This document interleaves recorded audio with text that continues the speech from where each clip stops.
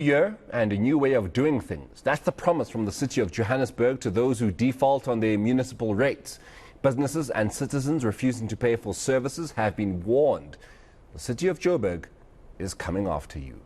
Municipalities across the country are owed billions, and with rising inflation and energy prices, the situation could get even worse. Our reporter, Pule Letshwiti-Jones, has the details. January is known to be one long month, especially for South Africans who overspend during the December holidays. Payments for services are often sacrificed at this time of the year by consumers under pressure.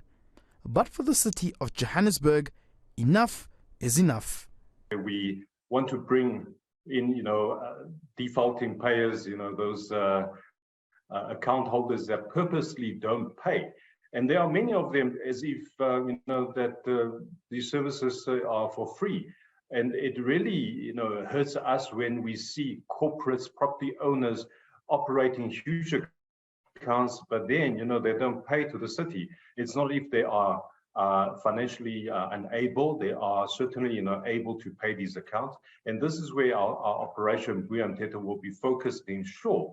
A financial expert says the defaults are still quite common, especially by consumers struggling to balance their budgets. And things could get worse with the rising cost of living, now set to be compounded by high electricity tariffs. Now, if you didn't spend your money wisely during the festive season, when you start defaulting on your debts, including your municipality accounts, the municipality is unable to pay Eskom. Now, Eskom, with all the crises that we find ourselves in, also have to find other ways to increase their rates. And let's be honest, as much as this 18.6% increase is going to be hard in the pockets of many South Africans, the reality is Eskom is still trying to find solutions for the aging infrastructure, having to find alternative energy solutions, and also having to save its debts. Eskom's rolling blackouts have presented a different set of problems for both businesses and ordinary consumers. For business owners, power cuts mean a switch to alternative energy and more expenses.